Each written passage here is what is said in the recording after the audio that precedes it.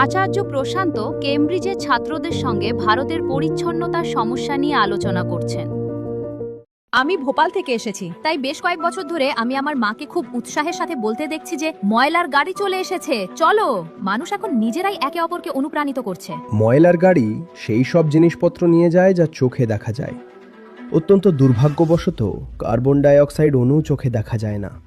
Carbon dioxide অণু যদি অদৃশ্য না হয়ে দৃশ্যমান হতো, তাহলে পূর্বের চেয়ে পশ্চিমকে অনেক বেশি নোংরা দেখাতো। একবার ভাবুন, কার্বন ডাইঅক্সাইড অণুর রং যদি কালো হতো, তাহলে দুবাইকে কেমন দেখাতো, কিংবা ইউকে বা ইউএসকে কেমন দেখাতো, তাই না? কিন্তু যখন কার্বন ডাইঅক্সাইড ছড়ায়, আপনি কিছুই দেখতে পান না, তাই ওটাকে পরিষ্কার মনে হয়। দুবাই দেখতে এত পরিষ্কার লাগে, কিন্তু কেউই বলবে না যে দুবাই মধ্যপ্রদেশের চেয়ে 15 গুণ বেশি নোংরা। আপনি কি কখনো তা বলবেন? আমাদের কাছে দূষণ মানে হলো সেটাই যা চোখ দেখতে পায়, নাক গন্ধ পায়, আর কান শুনতে পায়। দুর্ভাগ্যবশত কার্বন ডাইঅক্সাইড হলো এমন একটা জিনিস যা কেবল ত্বক অনুভব করতে পারে। আর তাও অনেক পরে, অনেক পরে, অনেক পরে।